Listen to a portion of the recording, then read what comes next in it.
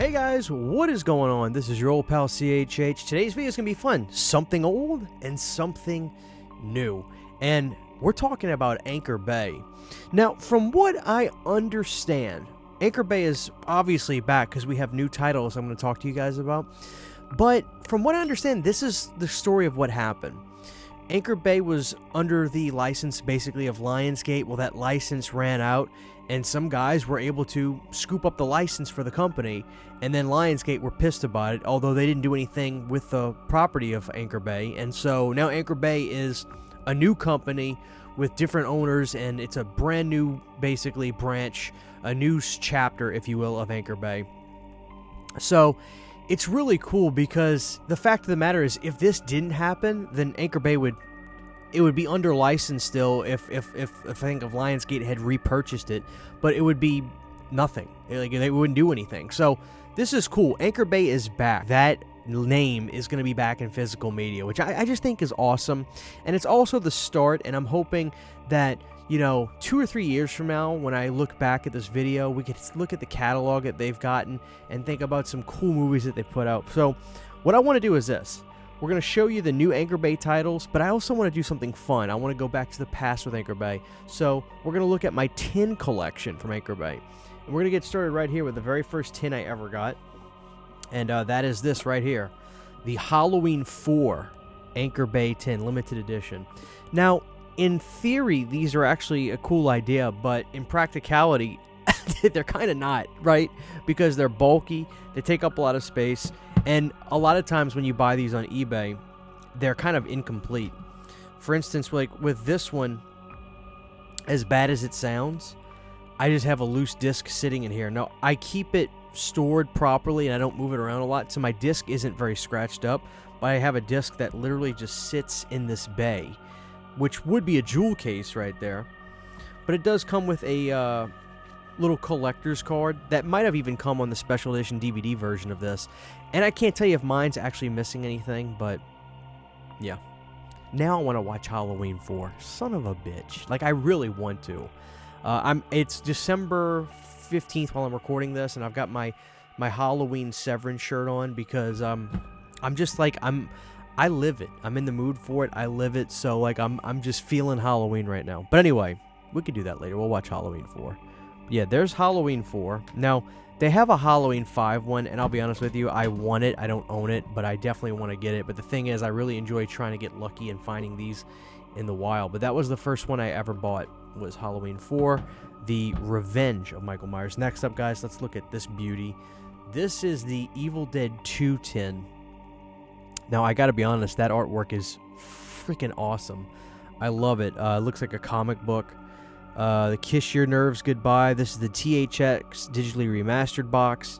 Limited edition right there. Evil Dead 2. This one actually has the marquee on the back, which I think the other one did. Let me see. Yeah, that one did too. This one was limited to 50,000. Think about that. That was considered a limited edition back then. 50,000. Think about that. But yeah, very, very cool. Widescreen presentation, full frame presentation for both. Very, very cool. Let's see what's on the inside of Evil Dead 2, if I can get it. Jesus Christ. There we go. Alright. So with this one, coming fall 2000, Evil Dead Hail to the King PlayStation video game. God, I forgot that existed. Wow. For Sega Dreamcast and PlayStation. Wow. Evil Dead Hail to the King. I gotta get that for Sega Dreamcast. I have a Dreamcast. I have both, but I'd rather get it for Sega Dreamcast. Now this feels good. This is a booklet that Evil Dead 2 comes with. Look at that Anchor Bay logo. Yeah, this is a booklet in this one. Very, very nice. It's funny how low res the pictures look, though. The camera actually makes it look better than it is. Oh, so it's a bunch of production notes and quotes about what was going on during the making of the film. There's the cabin. Yeah, this is a great one. And at the time, during the heyday of Anchor Bay, they had everything. I mean, they put it all out. If it was a big horror movie or a classic horror movie at that point, they had it, man. the seller. So that's very cool. You get that booklet. What's really cool is that advertisement for the video game, though. That's kind of the show stealer. And here's what would have been like, what would have been a Halloween 4 case, a jewel case, as you can see right there. Wow, that disc is flawless, too. So, I mean, it's a lot cooler when you have all the stuff with it, but I think you guys will agree the coolest thing for this is that so it had PlayStation, Windows 95 and 98, and Sega Dreamcast. Evil Dead: Hail to the King, the game. I gotta look up some gameplay of that. That is awesome. So there's Evil Dead 2. Moving on, ladies and germs, we have Lucio Fulci's The Beyond. Look at that. Even the Italian classics, which who's ready for The Beyond on 4K? I hope that comes out soon. I'm ready for The Beyond on 4K. You kidding me? This one was limited to 20,000. Very cool. Classic artwork on there. Alright, let's take off the lid for The Beyond. Wow, this one has a lot of stuff. Alright, so same, we got our big booklet. I bet you that Halloween 4 one had a big booklet too. All about the making of The Beyond. Very, very cool. God, look at those pictures. Great movie. Just they even go into Fulci's career, obviously, you could see by the titles that they're showing. That image right there is iconic. I think that's going to be on the cover for the 4K of The Beyond, and I hear it's going to be a 5-disc release. So, yeah, really, really cool. Look at that shot. Look at that. Wow, this is cool, man. Jeez. So, nice booklet there. Wow, we have a lot of stuff in this one. We got these big cards for The Beyond. Look at that poster. Guys, look how sick this is. Wow. Chapter selection card. You guys know I love that. There's 53 chapters in The Beyond. Jesus. God, look at that. That one's cool. But wait, there's more. That one's alright. That one's not as cool as the one we just saw. And then sure enough, here is our case for The Beyond. That one's, so far, that's the coolest one. Because I haven't really sat down and had a chance to look at these, which is why I wanted to include this in this video. Because I got these when I had a lot of stuff going on in my personal life. The day I got them, I did a video where I showed these off in like a big haul, but I barely scratched the surface with it. So it's fun to actually sit here now and look at them. This one's sick. The Maniac one. Now, this one was limited to only 5,000. Shout out to my pal Zach at the flea market that I go to, who lets me know about all this stuff, the way I can get my hands on it. Thank you so much, dude. It's because of him I'm able to have this. This one's cool. So this one's only 5,000, which is, you know, pretty limited. That's limited. Even by today's standards, 5,000 would be considered limited. Now, there's something about this one that is hysterical. Now, in this one, I only have one thing with it. I don't know if there was more, but this was the chapter selection card. And look at this. The other side showed a bunch of newspaper ads. That's a nice touch. Now, this is a 2-discer. So, on one side, we have our movie. And I believe the other side is a soundtrack. You guys are going to die at this. A Joe Spinell cut CD. You gotta be kidding me. Let me see how I can get this out. Yeah, because we have to look at this. Holy crap. I mean, it's actually cut to his face. I mean, I can't imagine shoving that in my CD player. Holy smokes. Does this play? I mean, this is a CD that's actually cut. Did somebody cut this? Alright, I gotta play that soon and find out.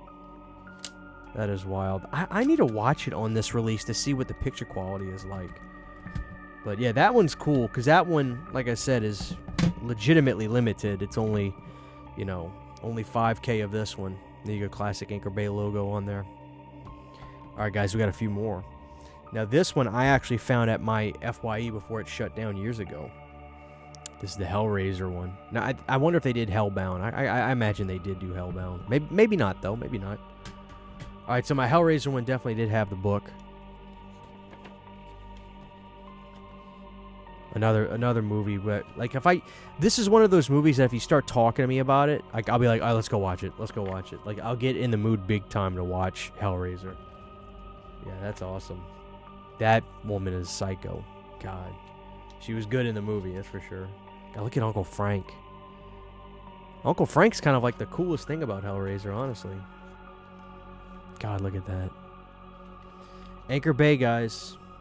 Luckily, I got into Anchor Bay when I got to experience collecting it, because even though like the true heyday of Anchor Bay, look at this updated picture of them from 2000. Like the true heyday of Anchor Bay was the mid 2000s. When I got into collecting in 2009, I was still able to buy a lot of Anchor Bay stuff and still get some pretty cool titles and experience the last wave of Anchor Bay releasing like the Halloween movies and the cool releases that Halloween did. They did for Halloween, Anchor Bay did.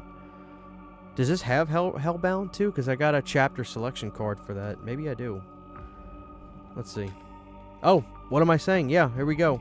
So this has Clive Barker's Hellraiser, and it also has Hellbound 2. So yeah, they just included both movies in this. I forgot about that.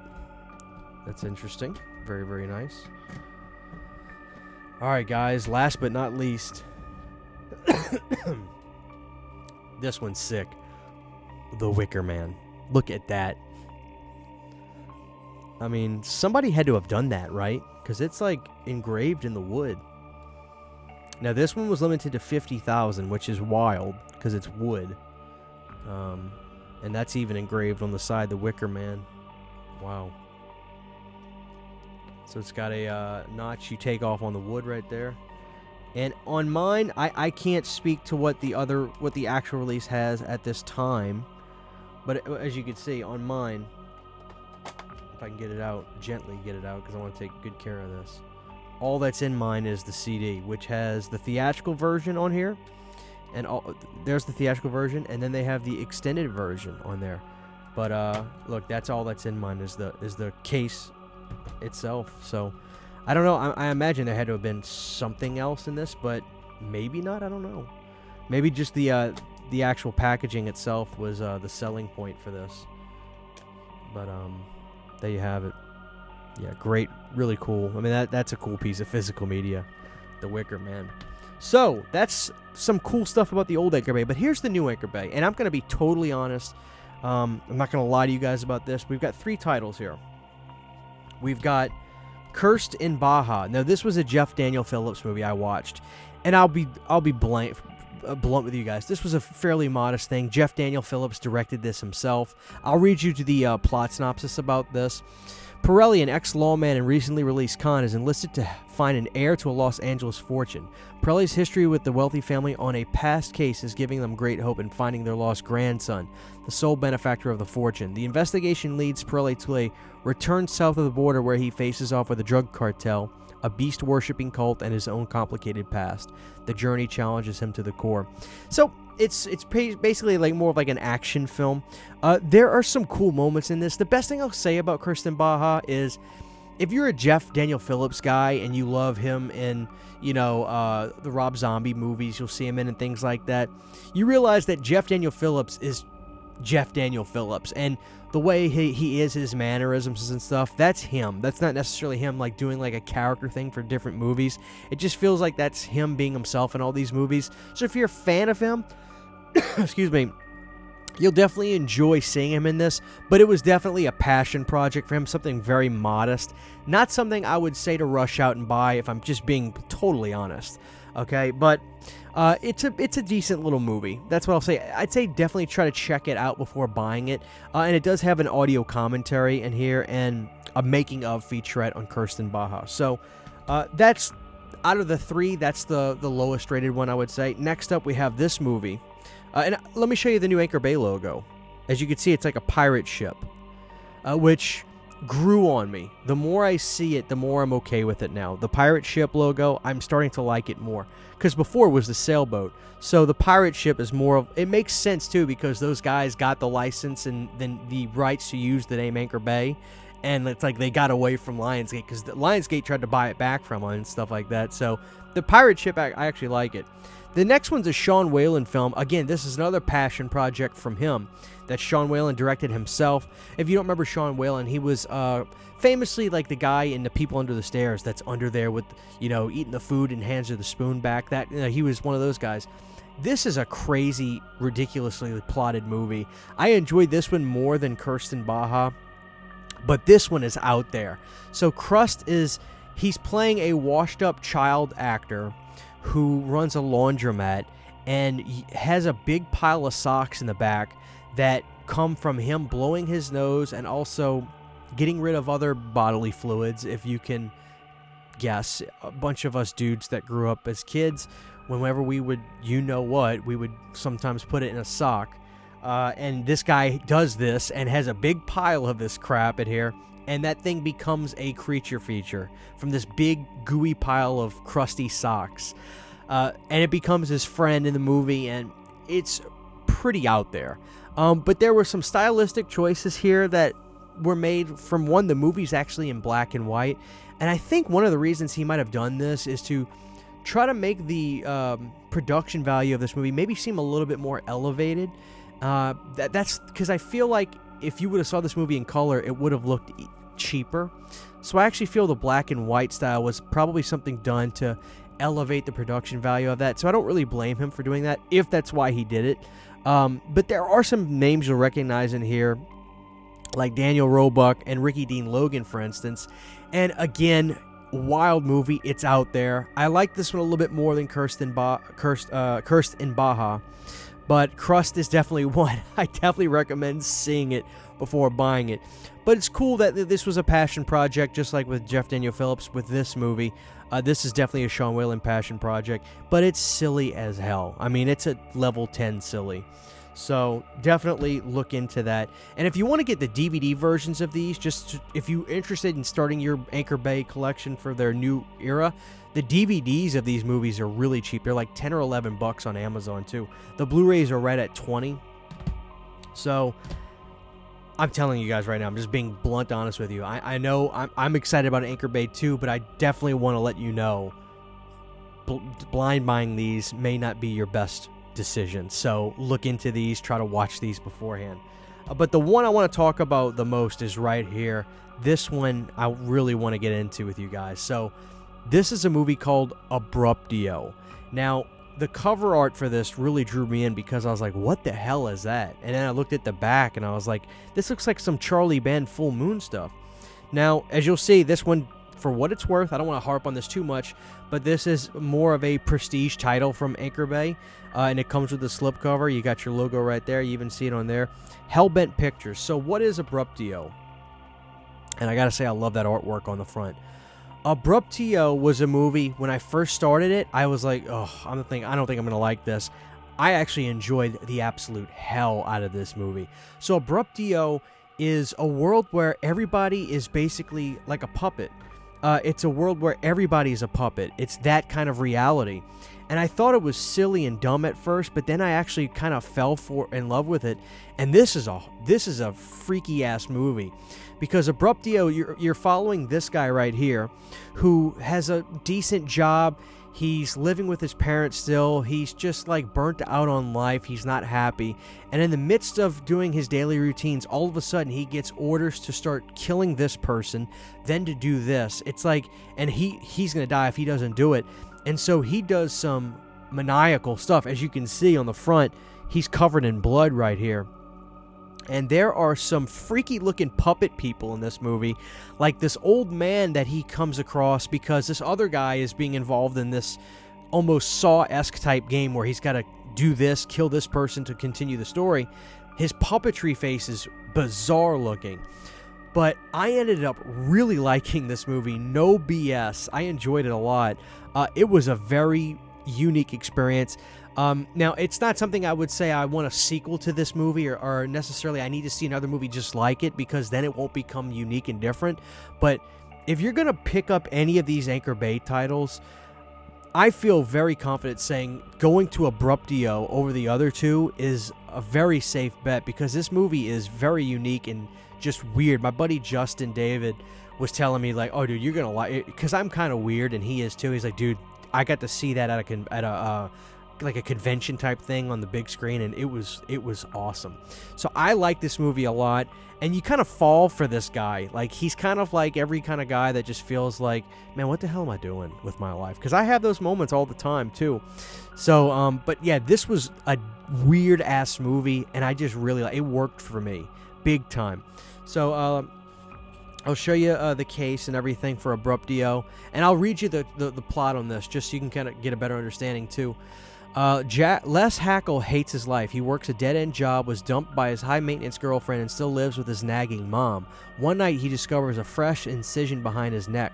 His friend Danny tells him it's a bomb, that someone has implanted one in his neck. And then the messages start coming in, forcing Les to carry out missions with deadly results. Les is partnered up with a series of oddball characters to commit some of these heinous tests. Like I said, the old man that he comes in contact with is just wild. The violence escalates around him. Les pieces together the clues that reveal the horrific plans to breed a monstrous race of beings. Now, I didn't even notice this, but I'm looking at this of the people that are listed as voice actors, and Sid Haig is in this. He did a voiceover in this, which is insane to think about. And now that I know that, I remember hearing him in this. And what's cooler is it says Robert Englund's in this. So they all do voiceover work for some of these puppetry stuff. Now, it's not a puppet movie where you see the strings. No, it's like, it's a world. It's like this. So don't let the poster fool you where you're seeing like strings on these puppets like it's a mini world. No, it's like a whole world you're in. So don't get twisted by that. But man, like, yeah, I remember the voiceovers were good, and I was involved with the story so much that I wasn't thinking to myself, I wonder who's doing the voiceover work for this. But yeah, now that I remember, that was Sid Haig and Robert Englund. That's so wild to me. So yeah, I enjoyed this a lot, guys. If you're gonna pick up any of these, I really think going for Abruptio is the one. So look into this one, and if you get this one at a really good price, guys, grab it. I think it's the first Anchor Bay you can get with a slipcover, but yeah, interesting movie, and I really enjoyed it. I think a lot of horror fans would. So that's the new Anchor Bay stuff we got out right now, guys. So something old and something new. Let me know your thoughts on those tins, and let me know your thoughts on the new Anchor Bay. Good or bad, just be honest with me, but I'll say this. Don't buy these blind. Definitely look into them, because they're modest passion projects from both actors making these movies. But out of the three, Abruptio was the one. I really enjoyed this one. So there you have it, guys. Thank you for watching this video. And hey, good, bad, or whatnot, Anchor Bay is back, and that is great news if you ask me. Huge, giant thank you to all of my Patreon supporters. Without you guys, this would not be possible. To get behind-the-scenes photos, videos, music, private live streams, and much more, you can subscribe to my Patreon for as little as $1 a month. Thank you to my patrons.